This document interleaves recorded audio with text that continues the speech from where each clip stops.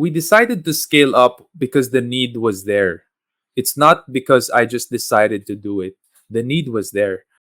We had to hire more people because we were getting more clients, which we can't turn down.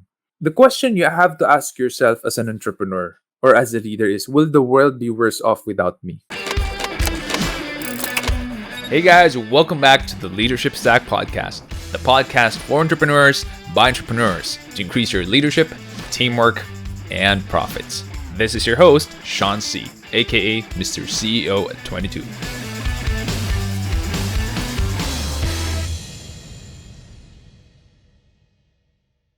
From Rovik, do you have any pointers on how to properly manage a newly opened business? My biggest advice would be always be on the black.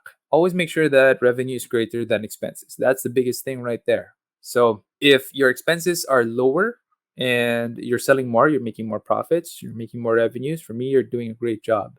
That usually entails you being very hands on, working long hours, wearing different hats, and sacrificing yourself, for starting that business. That's what it takes. If you're not willing to pay that price, do not start a business because you're probably going to be on the red and bleed out. Expenses probably going to be greater than revenue. For my advice, that would be think ahead before you implement rules, before you implement perks for your team, for your company.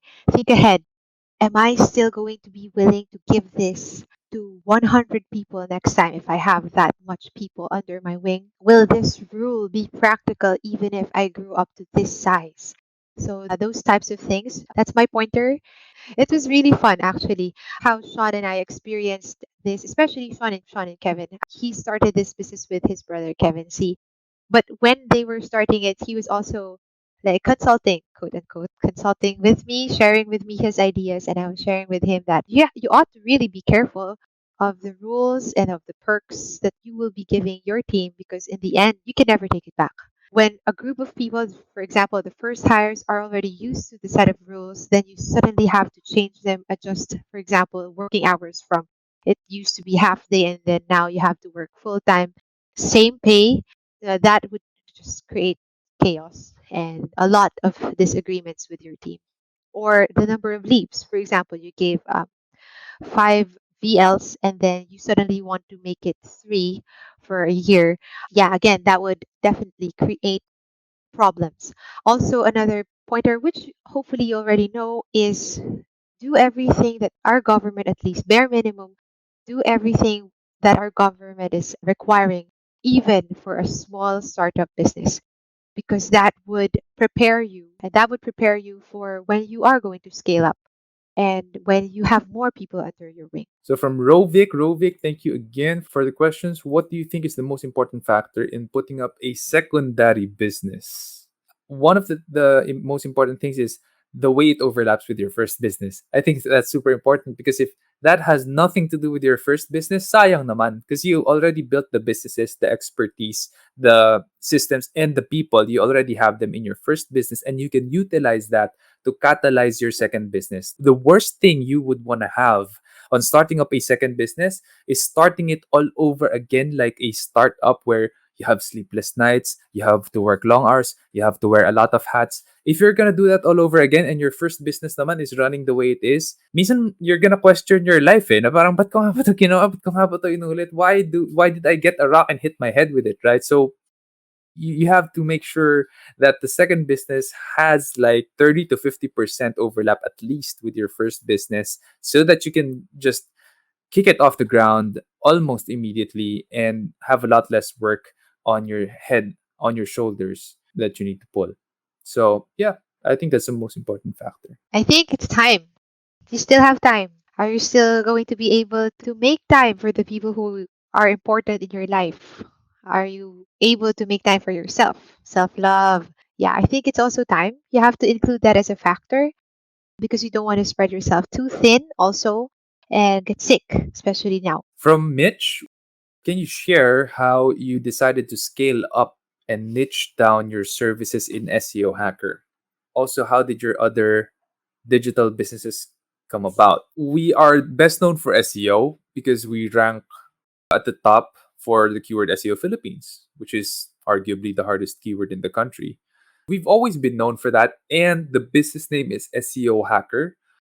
Not that I wanted that to be the business name. If you know the history, if you've heard me speak, or if you listen to the podcast or on YouTube, that name, SEO Hacker, is actually a blog. That's how it started. I didn't intend for it to be a business with 50 people in it, servicing the biggest companies here in the Philippines and abroad. I only intended for it to be a blog where I would write everything I was learning about SEO, and that's it. So it's not that we niche down, it's just that we're known as the best at what we do. And so it's what people get us for. That's mostly SEO and digital marketing that has high ROI. We decided to scale up because the need was there. It's not because I just decided to do it. The need was there. We had to hire more people because we were getting more clients, which we can't turn down. The question you have to ask yourself as an entrepreneur or as a leader is, will the world be worse off without me? And if your answer is an honest yes, don't need to be humble, don't need to be egotistic about it. If you will say, the world's going to be worse off without me, because, and in my case, because there's a lack of good, honest, and ethical SEO providers, not just in the Philippines, but in the world today. The world is actually going to be worse off without SEO Hacker. So I decided, yes, we have to hire more people. We have to scale up because we want to serve the world better. The world is going to be worse off without us. They're going to be following the footsteps of other companies who are less ethical or non ethical, whatever, right? There are companies like that in all industries, not just in the digital marketing industry, not just in the SEO industry.